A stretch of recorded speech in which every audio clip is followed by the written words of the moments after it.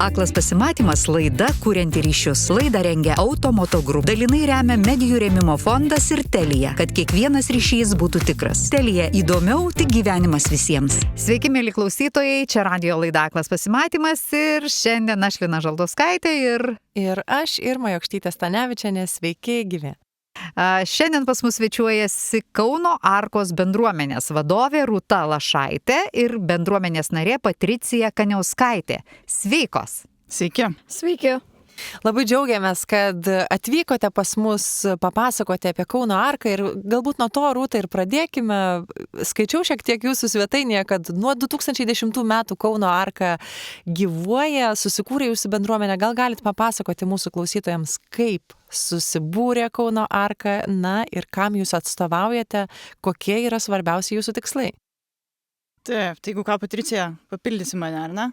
Tai Kauno Arka, kaip ir skaitėte, įsikūrė 2010 metais, ją įkūrė tuometinis vadovas Gedas Malinauskas, kuris idėją parsivežė iš užsienio, iš Airijos. Tai yra, mes priklausom tarptautiniam tinklui, Arkos bendruomenių federacijai, ir tą tinklą sudaro 160 tokio tipo bendruomenių, virš 30 pasaulio šalių, nuo Japonijos iki Amerikos. Jinai įsikūrė pirmoji Arkos bendruomenė 1964 metais Prancūzijoje, kaip atsvara institucinė modeliui, nes tuo metu žmonės turintys intelekto negalią, ilgalaikių psichikos sutrikimų buvo tiesiog guldami į ligoninės.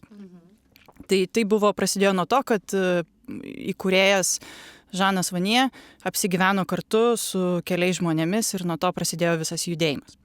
Tai Lietuvoje kaip ir yra dvi Arkos bendruomenės, viena yra Vilniuje, tai irgi kviečiam tikrai susipažinti, tai jie pirmieji įsikūrė jau daugiau nei prieš 20 metų, o Kauno Arkos bendruomenė įsikūrė 2010-aisiais. Tai viskas prasidėjo nuo mažų dienos veiklų ir dirbtuvėlių, kai Gedas pamatęs, kad trūksta užimtumo žmonėms su intelekto negalia, plus pamatęs, kaip yra užsienyje, koks yra modelis, pats pradėjo tuos užsiėmimus Kauno piligrimų centre su keliais savanoriais. Neturėjo net patalpų, didesnių, tai buvo tiesiog kelis kartus į savaitę susitikimai. Ir vėliau po truputį tas augo su pokyčiais Lietuvoje, su pokyčiais sistemoje, atsirado galimybė plėstis ir šiai dienai mes turim 2 gyvenimo namus. Vienose gyvena 10 žmonių su intelekto negalia ir ilgalaikiais psichikos sutrikimais, kitose šiuo metu gyvena 5 žmonės su intelekto negalia. Taip pat turim dienos užimtumo centrą, kurioje gali lankytis iki 16 žmonių per dieną, ir taip pat Patricija, kur tu lankai, tai yra socialinės dirbtuvės, kur žmonės jau mokosi labiau darbinių įgūdžių ir ritmas galbūt yra šiek tiek intensyvesnis, tai ten pas jūs irgi būna iki 14 žmonių per dieną. Jūs paminėjot gana nedidelius skaičius. Ar tiek užtenka Kauno miestui, ar vis dėlto turėtų daugiau galimybių būti sudaryta? Čia kompleksinis klausimas. Turbūt nėra taip paprasta, turbūt intelekto negalios srityje, ką matom, ko tikrai trūksta statistikos ir realių skaičių, koks yra poreikis, nes dažnai esu net susidūrus su tokiais atvejais, kai net jeigu nėra, sakykime, gyvenimo namų įkurtų, tada seniūnijoje net nevertina poreikio ir net nestato į eilę. Ir tada, kai reikia paklausti, tai kiek reikia dar įkurti gyvenimo namų, tai tada ateina atsakymas, kad nėra pas mus poreikio. Tai šitoj temai, sakyčiau, labai sudėtinga kalbėti apie skaičius, nes tos statistikos nelabai yra vedama. Tai poreikis tai tikrai yra didesnis, ypatingai gal Lietuvoje šiuo metu yra vykdoma pertvarka, tai reiškia, tas, kas buvo daroma su vaikų globos namais, taip pat yra išskaidomi didieji žmonių su negalia globos namai ir kuriami mažesnio tipo bendruomenė, kaip mūsų modelis, tokio tipo paslaugos, tai tas procesas lėtas ir nuo 30 metų Lietuvoje iš vis nebus globos institucijos, negalės jau priimti naujų narių pagal direktyvą. Tai tas poreikis yra ir jis bus, ir jis yra, ir nes, sakykime, mes turim 2 gyvenimo namus ir mūsų dienos centrą lanko dar iš jų, sakykime, virš 10 žmonių su intelekto negalia, kurie turbūt 10-15 metų bėgyje neteks galbūt artimųjų, ar jam bus poreikis, arba jų tėvai negalės jais pasirūpinti. Tai Ir čia kur jie eis tada? kur jie eis. Tai Gal va- dar patikslinkime bendro gyvenimo namai ar ne bendruomenės namai, kuo tai skiriasi nuo to modelio institucijų, kurių siekiame atsisakyti. Tai gyvenimo namai yra pagrįsti tuo, kad tai visų pirma yra namai, tai yra jau gyvena tik 10 žmonių.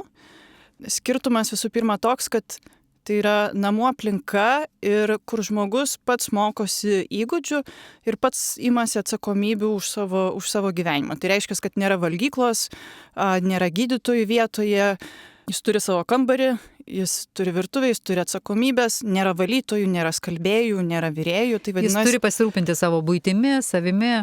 Taip, tai reiškia, yra asistentai, individualios priežiūros darbuotojai, kurie padeda žmogui kasdienybėje. Ir tokiu būdu žmogus mokosi savarankiškumo įgūdžių ir tai yra namų erdvė, yra svetainė, yra virtuvė, tai yra formatas, tai yra namų aplinka. Ir antras dalykas, tai yra kalba apie įtraukti. Tai institucinis modelis reiškia, kad viskas yra vietoje. Tai žmogui net nereikia važiuoti pas gydytoją, nereikia važiuoti į kirpyklą, nereikia. Tai Eiti į parduotuvę. Reiškia, didėja atskirtis. Žmogus lieka toje institucijoje, savo pasaulėlyje, visuomenė gyvena savo, žmogus savo, jie nesusitinka ir visi laimingi. Tai norisi paklausti Patricijos, kaip tau pavyko atrasti Kauno arką, socialinės tas dirbtuves, ar kažkas padėjo, kaip surado čia puikią vietą? Ir ką ten veikėt? Tai prasidėjo man istorija taip, kad iš tikrųjų, aš tiesiog važiavau pro šalį kažkurią dieną, gal ir kažkurio metu. Ir tiesiog kažkaip mane labai sudomina ta vieta, mačiau, kad ten daug žmonių yra, tiesiog vaikšto šalia ten tų dirbtuvių. Ir tiesiog kažkaip, iš manęs pačios atėjo tas noras. Sakau, gal reikia nuvažiuoti ir pasižiūrėti, kas ten yra, nes kažkaip labai susidomėjau. Ir paskui mano močiutė pasakė, kad sako, va čia yra tokia bendruomenė, sako, tu gali joje lankytis ir gal tau padės ten. Tai nuvažiavau ir susipažinau ir jau dirbu 7 metus beveik. Ką dirbi? Daugiausiai tai arba maistą gaminu, mes mokinamės ir maistą gaminti, bet ir su keramika dirbam. Labai įvairiai iš tikrųjų. Ir žolę pjaunam irgi, jeigu reikia. Kiek ten jūsų dirba? Ar pavyko atrasti draugų? Taip, draugų pas mane visada buvo iš tikrųjų, bet dabar tai dar labiau padaugėjo. Pas mus bendroji sumoje yra 14 bičiulių. Rūta, jūs įvardijote, kad dar viena iš tų veiklų yra padėti šiems žmonėms ir rasti darbą, už kurį gautų jie atlyginimą, ar ne? Kaip pavyksta ir kaip siekiate šių tikslų? Kiek jūsų bičiulių įsidarbina, ar kažkaip lengvėja tas įsidarbinimo procesas? Gal patikslinsiu, kad kalbėjom, kad jie mokosi savarankiškumo įgūdžių ar darbinių įgūdžių, bet mes tiesiogiai jų nedirbam ties to, nes neturim visų pirma tam resursų, nes turėjom kažkada tokią ambiciją ir galutinis tikslas toks, bet matom, kad sistemiškai tai yra daug sudėtingiau, negu taip gali atrodyti iš pirmo žvilgsnio. Va, tu, Patricija, turbūt galėtum irgi pasidalinti savo patirtim, su kuo susidūrė iki arkos turbūt. Tai jau porą metų iš eilės dalyvaujam DuoDay programoje, tai kurios metu, tai čia ačiū SOPai organizacijai, kuri ties to dirba ir tikrai yra profesionalų šioje srityje, tai stengiamės prisijungti prie šios iniciatyvos, tai kai žmonės su negale gali pasibandyti, pašešėliauti, įvyksta kontaktas tarp darbdavio ir žmogaus su negale ir tokiu būdu stereotipai galbūt keičiasi ir pats pamatymas, ką žmogus gali, bet iki realių įdarbinimo, kad mes arka būtume, neturim tokių istorijų šiai dienai, nes tai reikalauja tikrai tokio labai individualaus palydėjimo, tikrai nemažai resursų. Tai kai kurie žmonės dirba su pagalbos priimant sprendimus specialistais. Tai yra kita paslauga, bet jau yra jinai teikiama, kuruojama žmonių su negale teisių agentūros. Tai jau nebe mūsų, bet mūsų patalpose ateina tas pagalbos priimant sprendimus specialistas ir jeigu žmogus turi tikslą susirasti darbą, jie kartu dėliojasi veiksmų planą, kaip kreiptis, ką daryti. Tai kiek girdėjau iš praktikos, tai yra gan vien surasti užimtumo tarnyboje man parodė, kaip surasti, kad žmogus galėtų parašyti prašymą užimtumo tarnybai, kad man reikia pagalbos papildomai ir aš turiu negalę, nu net aš iš tiesų sunkiai surasčiau. Va. Patricija, Rūta sakė, kad jūs prieš Arką turėjot kažkokią tai patirtį. Tai pasakykit, kokia tai buvo patirtis. Taip, turėjau patirti tokias, įmonės pavadinimą, aišku, nesakysiu, bet tai buvo patirtis tokia nelabai maloni iš tikrųjų. Aš pasibandžiau 3 įmonėse dirbti ir mane tiesiog pasakė, kad, ačiū, mums tavęs nereikia ir tiek. Tiesiog atsisakė. Ar įvardijo, kodėl nereikia ir ką jie sakė? Tiesiog sakė, kad aš jam netinku. Pagal mano jėgą žiūrint, tai sakė, kad aš netitinku jų reikalavimų. O kokį darbą tu ten tose įmonėse norėjai dirbti? Tai ten labai įvairiai buvo iš tikrųjų, nuo duonos kepimo iki šokolado gamybos, ten labai įvairiai buvo. Su konditerija, žodžiu, maistas, ar ne? Konditerija, taip. Iš tikrųjų labai, labai apmaudu to klausytis ir kyla klausimas iš karto, Rūta, kodėl dar tiek daug įmonių bijančių įvairovės? Aš ką susiduriu šiuo metu, kai pas mus atvažiuoja įmonės savanoriauti, manau, kad šiai dienai intencijos geros yra labai daug, tikrai. Ir žmonių, sakykime, lankėmės Swedbanke, tikrai intencija yra, arba girdėjau žmonių, kurie norėjo atvykti pas mus savanorystį, tai tokio, bet kadangi nėra kontakto, dar per mažai pažinimo tų žmonių, tai dėl to susikuria tam tikros baimės. Tai aš manau, kad šiai dienai ko trūksta, tai turbūt daugiau susitikimų visų pirma, vienas kito pažinimo. Už tai mes jūs ir pakvietėm, kad būtų daugiau susitikimų. Tai ačiū labai, tikrai tas labai labai svarbu. Tai man atrodo, kad tikrai Lietuva juda labai gerą kryptim. Ir tikrai matosi, ir, pavyzdžiui, turėjom susitikimą su Telia komanda. Marketingo, kuri mums padėjo, sakykime, pagalvoti, kaip nešti žinią plačiau. Taip pat klausėmės, pavyzdžiui, ką daro Telia, kad jų paslaugos būtų prieinamos. Bet, pavyzdžiui, ką girdim iš verslų, sako, pavyzdžiui, Telios atstovai dalinasi, sako, mes ieškom informacijos, kaip mums pritaikyti ir irgi nerandam. Tai toks iš abiejų pusių kažkoks vyksta, kažkur mes nesusitinkam. Kažkurioje vietoje. Tai aš nemanau, kad čia yra kažkokios bloga intencija, kažkas nenori, bet tiesiog turbūt per mažai susitikimo taškų. Mes per mažai turbūt vis dar susitinkam su verslo pasauliu ir jiem pasakojam, nes galvojam, kad mus turi suprasti. O verslo pasaulis, kadangi irgi nežino, kaip prieiti, nežino, turi galbūt įsivaizdavimą, ir pas mus, jūs, Patricija, visi atvažiuojat pavyzdžiui, su autobusu. Kai aš tą kažkam pasakau, žmonės net nustemba, kaip žmonės... Kad gali atvažiuoti autobusu, ar ne? Kad patys apsiperka, nueina į parduotuvę, toks būna, nes turi tą įvaizdį galbūt, kad čia labai sunkus ligoniai, kad čia bus labai sunku, kad čia bus... Tai taip, yra labai kompleksinių negalių ir yra ir tokių atvejų, bet yra ir... labai, kaip čia pasakyti, tas spektras yra labai platus. Labai platus ir turbūt kol kas jis fokusuoja, žmonės turbūt tą įvaizdį turi vis dar, kad tai yra žmonės su labai labai labai sunkia padėtimi, kur labai labai daug ko negali. Bet tai turbūt to susitikimo, sakyčiau. Tai kokius dar mitus, su kokiais dar mitais apie žmonės su intelekto negalia susidurėt ir kokius vis dar griaunat? Patricija, tu dalinaisi kažkaip apie tuos mitus. Man pasako irgi, kaip kiti mato iš išorės. Jie labai taip keistai žiūri mus, nes atrodo, kad mes ten kažkokie tai nieko neverti, ten nieko gero iš mūsų čia nebus. Jie taip galvoja, bent kiek aš iš savo patirties matau. Aš buvau irgi Lietuvos radijai kalbėjausi, tai sako, mes baigiam pokalbį jau, ten gavom laišką iš tos vadovės ir kaip jį ten. Ir sako, aš net nesitikėjau, kad jinai gali šnekėti, sako, jinai kalba, kas čia darosi, žinai, kodėl taip. Net pati nustebo, sako, kad aš galiu šnekėti. Galvoja, kad aš iš viso nieko nemoku turbūt.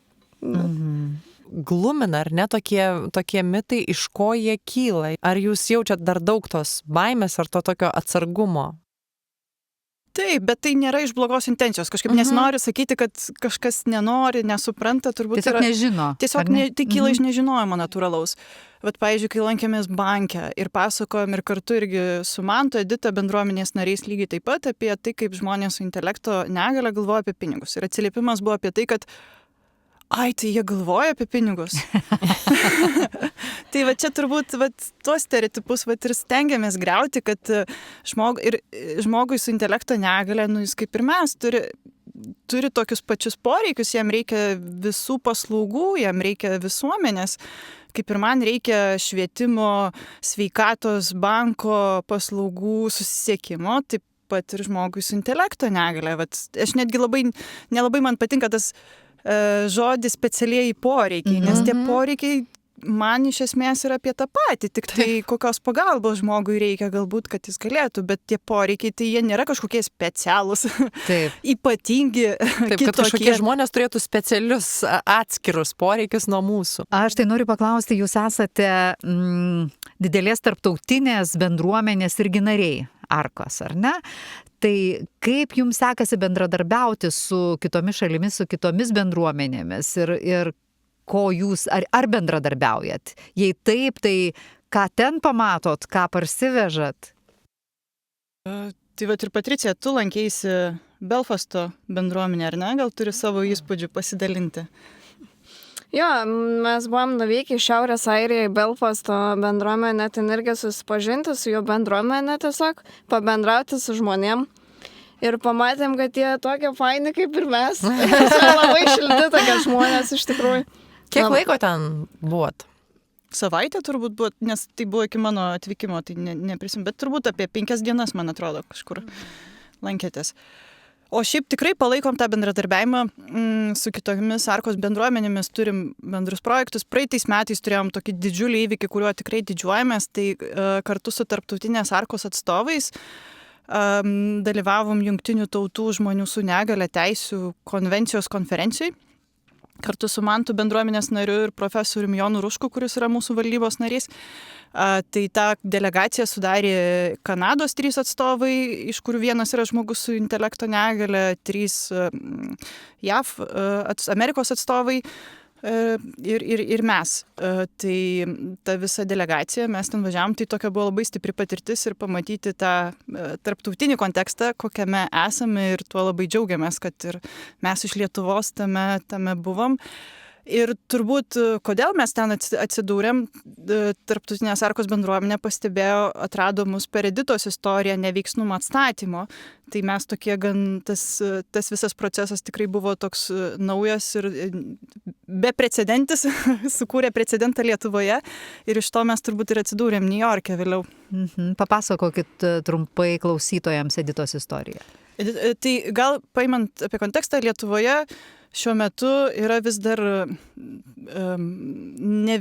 toks institutas kaip neveiksnumas, tai reiškia, jeigu žmogus su intelekto negalia, bet tai liečia ir kitas grupės, ne tik tai žmonės su intelekto negalia, jeigu jis negali pasirūpinti savimi, ten jam tėvai gali tapti pilnateisiais globėjais, tai reiškia, kad tas žmogus nebegauna teisų, jam atimamas veiksnumas.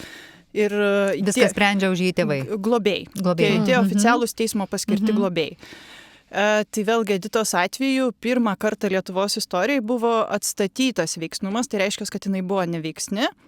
Jos globėjas buvo tuometinis Arkos vadovas, tačiau jam besikeičiant, jis pamatė, kad Edita daug ką gali spręsti pati ir net nėra prasmės globą perduoti kažkokiam kitam žmogui. Tai jie pradėjo procesą, kuris truko 3 metus.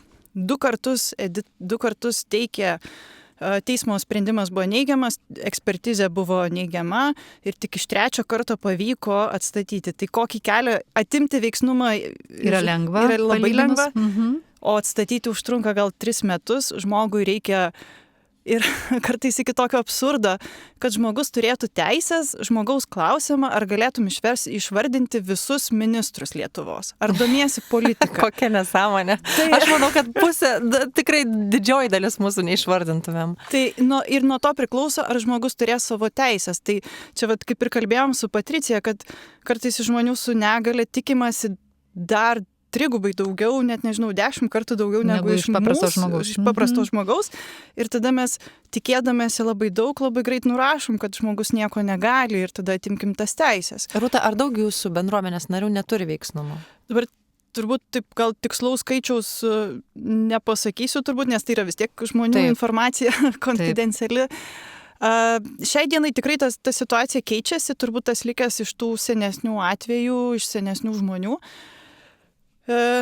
Bet susidurėm tikrai su skaudžiais atvejais, kai tai būna ir artimųjų, kurie nori galbūt turtinius dalykus susitvarkyti, atima veiksnumą, žmogus atsiranda globos įstaigoje, nors kažkada gyveno pilnai savarankiškai. Tai tokių skaudžių istorijų tai tikrai yra neveiksnumo atveju. Kartais, aišku, ir tas neveiksnumo klausimas irgi kartais matom, yra tokių globėjų, kurie pasinaudoja, bet yra globėjų, kurie tikrai labai rūpinasi ir susiduria patys su labai dideliais sunkumais ir tada sako, pavyzdžiui, nueiti į banką, ar ne? Tai jeigu tėvas nėra globėjas, jo kartais net neįleidžia į susitikimą. Tai kartais būna ir didžioji dalis tų globėjų, jie tikrai yra labai norintys padėti ir tų piktnaudžiavimo atvejų turbūt yra mažiau daug negu tų gerųjų atvejų. Tai kartais tas susitvarko tą neveiksnumą dėl to, kad nėra net ir dar sistemos, kuris galėtų, neturėdamas teisinių, padėti tam žmogui, nes vis tiek asistavimo reikia. Tai čia toks irgi, ir tėvai kartais irgi sako, mes neturim kito sprendimo, kol kas šiai dienai aš net negaliu palydėti savo vaiko susitvarkyti banko sąskaitos, jeigu aš nesu globėjas. Arba man reikia praeiti kryžiaus kelius. Tai čia turbūt labiau negalim kalbėti apie globėjus, o labiau apie pačią sistemą. Čia reikia tokio sisteminio pokyčio, šiek tiek ir kitokio požiūrio. Dėl to ir yra labai svarbus tiek negalios organizacijų forumo, tiek kitų advokacijos organizacijų veikimas šioje srityje. Dar norėčiau skirti šiek tiek dėmesio Patricijos keramikos kolekcijai. Ar papasakotumėt mums, mūsų klausytojams, apie šią kolekciją, kaip ji gimė ir ar vis dar keramika yra svarbus hobis, svarbus užsiėmimas? Manau, kad tikrai svarbus man tas užsiėmimas. Aš mėgstu šiaip keramiką jau seniai, iš tikrųjų, jau seniai gaminu tas puodelius, jau daug metų. Puodelius, ar ne? Jo. Bet labiausiai tai man kažkaip gimė ta istorija, visas ta kolekcija, tai tiesiog man padėjo iš tikrųjų darbuotojai. Su darbuotojais kažkaip pradėjom galvoti, pamatė, kad sako, sako, viskas tau gerai gaunasi, sako, tu puikiausiai dirbi su keramika, sako, tai gali pabandyti ir tą kolekciją sukurti. Tai sakau, gerai, bandom, darom kažką. Tai sako, ir paskui susikūrė tie podeliai. Pardaviau aš tos puodukus visus ir paskui vasarą, prieš 3 metus turbūt jau čia gal buvo, ir paskui išvažiavau atostogų tiesiog. O, kaip šaunu. Už tuos pinigus, ar ne? O jūsų bendruomeniai veikia parduotuvė, taip? Pristatykit, kas tai per parduotuvė, kokie ten gaminiai ir kaip galima ją rasti ir ką rasti. Galiu, Patricija, papasakoti, kokį užsakymą praeitais metais turėjot, kiek puodukų pagaminot per 3 mėnesius? Turėjom tokį didelį užsakymą labai, tai pagaminam, kiek ten buvo, gal 515 turbūt gal buvo. Tai apie parduotuvę. Tai labai kviečiam įsigyti kaunoarka.lt, mūsų internetiniai svetainiai yra nuoroda į parduotuvę ir ten galima internetiniu būdu užsisakyti, pristatom visoje Lietuvoje per paštomatą. Tai drąsiai žiūrinėkite mūsų kolekciją, Patricijos net ne mūsų, iš tiesų Patricijos, neprisimsiu nuopelno. Ten yra jūsų bendruomenės narių darbai, taip? Tai nėra visiškai vienetiniai, kaip Patricijos kolekcija, tai buvo toks labai išskirtinis atvejis, iš esmės turim atidirbę techniką, dirba su skystų moliu, su gipsiniam formom, yra išvystyta keramikos linija, kurią ir pardavinėjom. Tai nėra kažkokie vienetiniai darbai. Turbūt gal pati idėja tų keramikos gaminių gimė iš tos minties, turbūt jau, kad to linija buvo vystoma tam, kad žmonės nepirktų gaminių tik iš gailesčio. Nes dažnu atveju, kai būna žmonių su negalia pagaminti dirbiniai, norėjosi išvystyti produktą, kuris nekeltų gailesčio ir kad žmogus visų pirma nusipirktų gražų produktą ir tik po to sakytų, kad už jos slypi kažkokia prasmė, bet kad nepirktų, nes tai irgi yra tam tikri stereotipai, kurie kelia gailestį, paremkit mus ir nusipirkit mūsų žvakutę ar ten atvirutę. Tai nesinorėjo jau Arkai nuo pat pradžių eiti šitų kelių.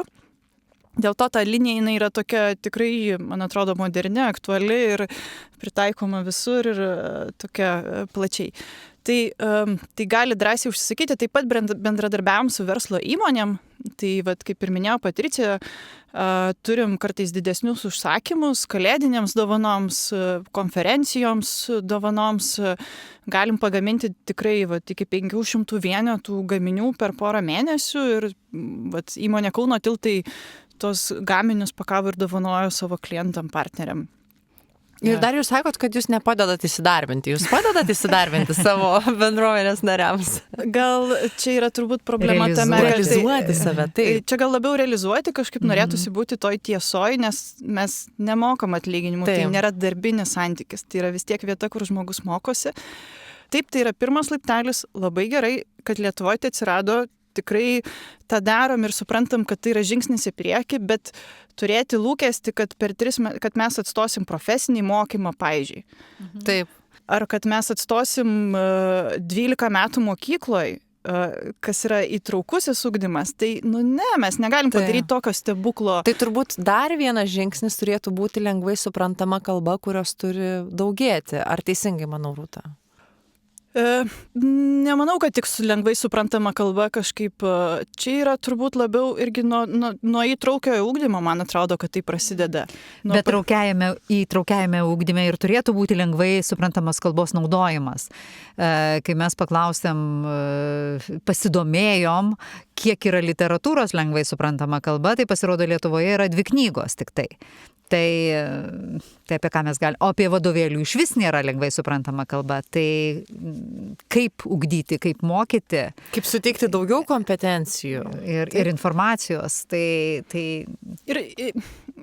Ir turbūt gal iš vienos pusės taip, iš kitos pusės turbūt,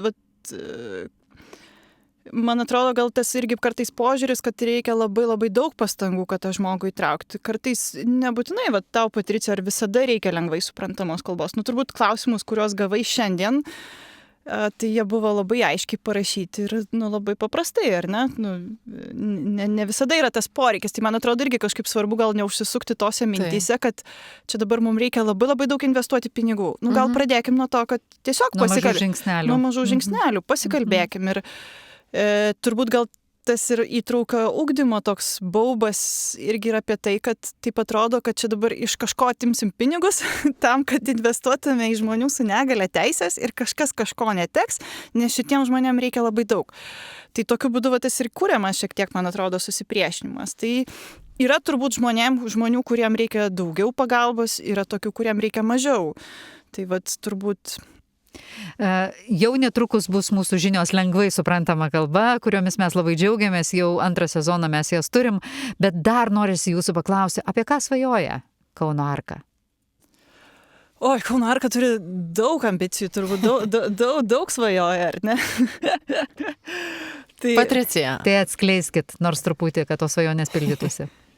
Patricija, ką tu svajoji? Tu turėjai ten labai gražią svajonę apie parduotuvėlę. Jo, šiaip aš iš tikrųjų turėjau svajonę, kaip ir Rūta sako.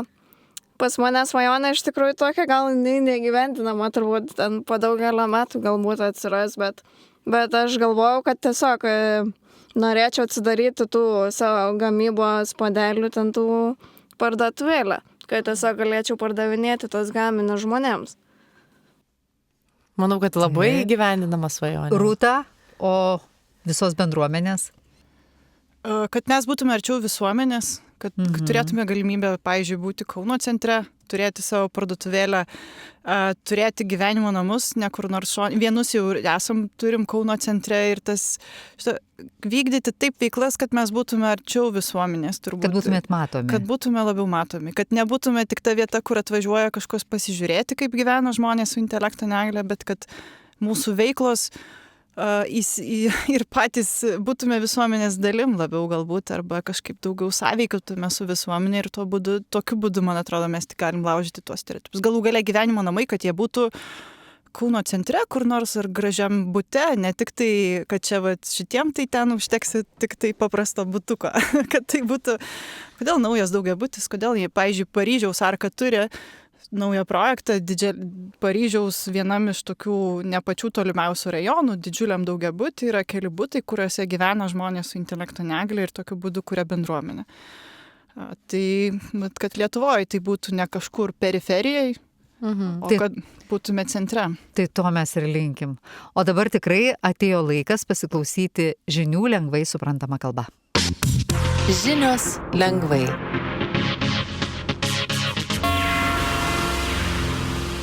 Šiandien žiniose lengvai suprantama kalba išgirsite apie oro balionus iš Baltarusijos, Kinijos valdžios susitikimą, naujas technologijas Uber automobiliuose ir kino festivalį Skanorama. Į Lietuvą atskrido balionai su nelegaliomis prekėmis. Praėjusią savaitę iš Baltarusijos į Lietuvą atskrido oro balionai. Prie balionų buvo pritvirtinta kontrabanda. Kontrabanda yra nelegalios prekės. Tai yra tokios prekės, kurių negalima nusipirkti Lietuvoje. Pavyzdžiui, nelegalios prekės yra cigaretės iš Baltarusijos. Žmonės Baltarusijoje prie baliono prikabina cigaretes. Tuomet paleidžia balioną su cigaretėmis skristi. Balionas su cigaretėmis atskrenda į Lietuvą. Taip elgtis negalima, nes tai prieštarauja Lietuvos įstatymams. Valdžia gali nubausti žmones, kurie leidžia balionus. Praėjusią savaitę vėjas pūtė į Lietuvos pusę, todėl atskrido daug balionų. Balionai trukdė skraidyti lėktuvams. Balionai gali atsitrenkti į lėktuvą, tuomet lėktuvas gali sugesti. Dėl to buvo uždarytas Vilniaus oro uostas. Buvo atidėti skrydžiai. Tai reiškia, kad lėktuvai neskraidė. Keleiviai buvo pikti, jie buvo pavargę, nes reikėjo ilgai laukti skrydžių. Lietuvos prezidentas Gitanas Nausėda sakė, kad Baltarusija balionus leidžia specialiai. Prezidentas mano, kad Baltarusija nori pakenkti Lietuvai. Valdžia nusprendė uždaryti sieną su Baltarusija. Tai reiškia, kad žmonės negalės keliauti iš Lietuvos į Baltarusiją ir iš Baltarusijos į Lietuvą. Baltarusijos lyderis Aleksandras Lukašenka sakė, kad apie balionus nieko nežino, jis mano, kad Baltarusija nėra kalta dėl balionų.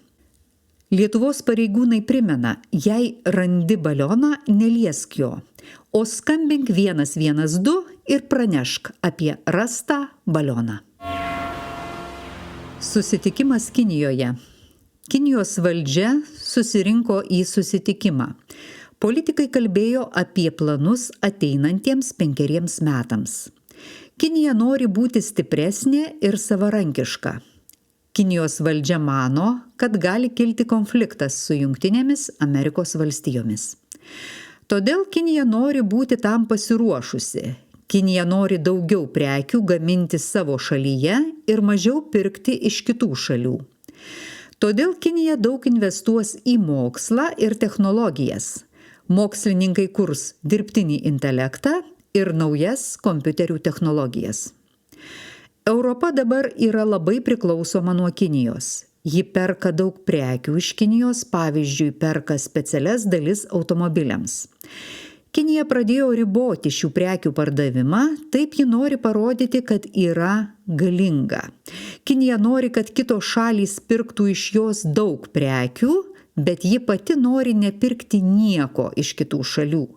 Dėl to Europa bijo, kad gali kilti konfliktas su Kinija.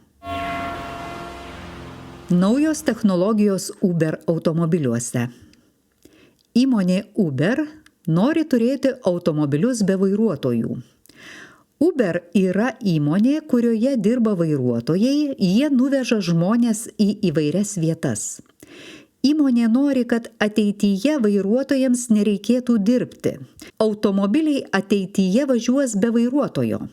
Automobilius valdys kompiuteriai. Pirmieji tokie kompiuteriai jau buvo išbandyti Jungtinėse Amerikos valstijose. Planuojama, kad tokie automobiliai be vairuotojo Europoje važinėti pradės nuo 2027 metų. Kino festivalis Skanorama. Kitą savaitę prasidės Europos kino festivalis Skanorama. Šis festivalis yra didelė šventė kino mėgėjams. Festivalis vyks lapkričio 6-23 dienomis. Šiame festivalyje bus galima pamatyti senus ir gerai žinomus Europos filmus. Taip pat naujus, įdomius filmus ir filmus iš įvairių Europos šalių. Festivalyje bus galima pamatyti geriausius Europos filmus. Filmai bus rodomi šiuose miestuose – Vilniuje, Kaune, Klaipėdoje, Šiauliuose, Panevėžyje, Marijampolėje, Alytuje, Gargžduose, Vilkaviškyje ir Visagine. Žinias lengvai suprantama kalba rengė Skirmantė Sakalauskaitė. Žinias vertino Valda Dzemionaitė, Lukas Večerskas ir Rūta Latvytė. Žinias skaitė Lina Žaltauskaitė.